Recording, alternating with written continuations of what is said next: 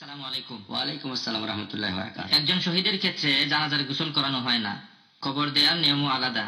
একজন যাকে হত্যা করা হয়েছে, বর্তমান প্রেক্ষাপটে আমরা কিভাবে বুঝবো যে ওই লোকটা শহীদ? ভাই প্রশ্ন করলেন যে শহীদের ক্ষেত্রে জানাজার গোসল হয় না, বর্তমানের প্রেক্ষাপটে মার্টিয়ার চিনব কিভাবে? মার্টিয়ার হচ্ছে সেই মানুষ যে হয়েছে শহীদ। আরবি শব্দটা শহীদ, শহীদ হচ্ছে সেই লোক যে সাক্ষ্য দিচ্ছে, তাকে বলা হয় শহীদ। ইসলামিক পরিভাষায় এর মানে যে মানুষটা মারা গেছে আল্লাহ সুবহানাহু ওয়া তাআলার সাক্ষ্য দেওয়ার জন্য। মার্টিয়ার ইংরেজি শব্দের অর্থ যে তার জীবন দিয়েছে তাকে বলে মার্টিয়ার। আরবি শব্দটা শহীদ। শহীদ মানে যে লোক শাহাদাত দেয়। ইসলামিক পরিভাষায় শাহাদা সাক্ষ্য দেয়া আল্লাহ তাআলা এবং ইসলামের পক্ষে। যদি সাক্ষ্য দিতে গিয়ে মারা যায় তাকে বলা হয় শহীদ। সাধারণ মানুষ শাহাদা দিল সেটা শহীদ। ইসলামিক পরিভাষায় যে আল্লাহর জন্য জীবন দিয়েছে, ইসলামিক দৃষ্টিতে বলা হয় কেউ হয়তো গেল জিহাদে, সেখানে আল্লাহর পক্ষে লড়াই করতে করতে মারা গেল। এরকম যার ক্ষেত্রে আমরা নিশ্চিত যে সে মারা গেছে ইসলাম ধর্মের খাতিরে। এখন একজন সত্যি শহীদ কিনা সেটা শুধু আল্লাহ জানেন। একটা হাদিস আছে, একজন মুসলিম মারা গেছে যুদ্ধের ময়দানে। মারা যাওয়ার পর লোকজন দোয়া করলো, নবী জিজ্ঞেস করলেন তোমরা জানলে কিভাবে সে আসলে শহীদ কিনা? আমাদের নবী বলেছেন এটা জানেন আল্লাহ, আমরা হয়তো জানি না।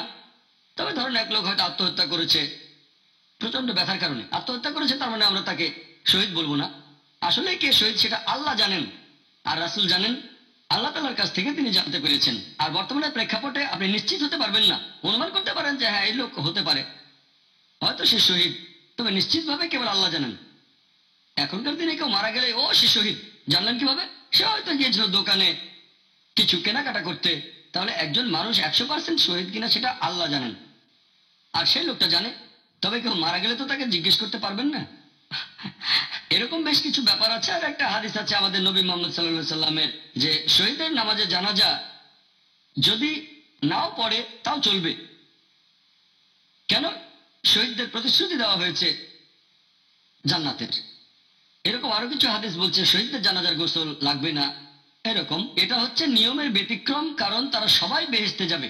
তবে সেটা আমরা নিশ্চিত বলতে পারবো না।